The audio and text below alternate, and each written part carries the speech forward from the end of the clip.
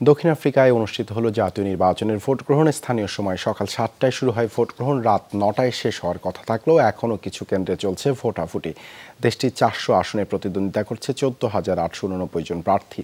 দর্শক, এ বিষয়ে আরও বিস্তারিত জানাতে দক্ষিণ আফ্রিকা থেকে যুক্ত হচ্ছেন সহকর্মী নুরুল আলম। সরাসরি যাচ্ছি তার কাছে।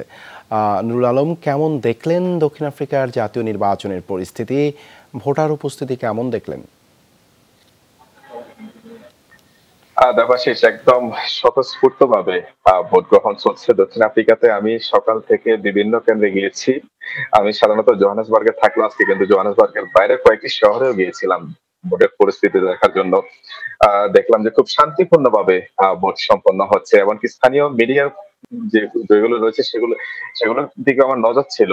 এখন পর্যন্ত কোনো একটি ভোট কেন্দ্রে অপ্রীতিকর কোনো ঘটনা ঘটেনি।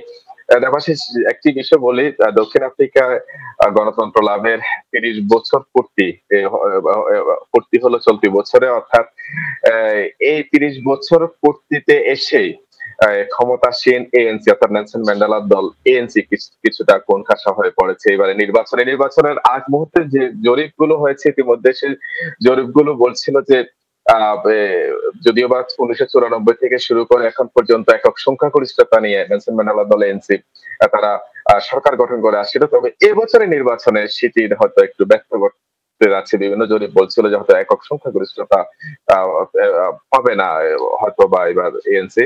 তবুও ভোটারদের যে একটা সরব উপস্থিতি, সেক্ষেত্রে এএনসির কর্মী সমর্থক যারা আছেন তারা কিন্তু সর্বোচ্চ চেষ্টা করেছেন যে ভোটারদের উপস্থিতি বাড়ানোর জন্য, এমনকি রেজিস্টার ভোটার যে কজন আছে যাতে সবগুলো ভোট কাস্ট হয় সেই দিকটাতে কিন্তু তারা নজর রেখেছিলেন। দেবাশিস, যদি একটু বলি, দক্ষিণ আফ্রিকার মোট জনসংখ্যা হচ্ছে ৬,২০,০০,০০০ মাত্র, সেখানে রেজিস্টার ভোটারের সংখ্যা হচ্ছে ২,৭০,৭৯,০০০।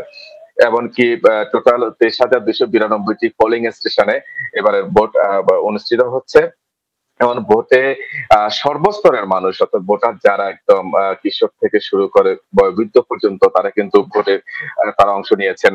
সবচেয়ে মজার বিষয় হচ্ছে যে সকাল ৭টা থেকে শুরু হয়ে ভোট রাত ৯টা শেষ হওয়ার কথা থাকলেও আমি রাত ৮টা ৮:৩০ পর্যন্ত বেশ কয়েকটি কেন্দ্রে গেছি, সেখানে দেখেছি শত শত ভোটার তারা কিন্তু লাইনে দাঁড়িয়ে আছে, এমনকি তারা কিন্তু ভোট দিবেন শেষ পর্যন্ত।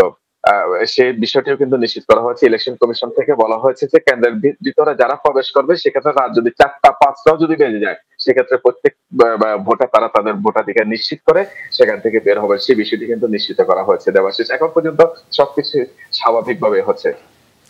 ধন্যবাদ নুরুল আলম যুক্ত হবার জন্য।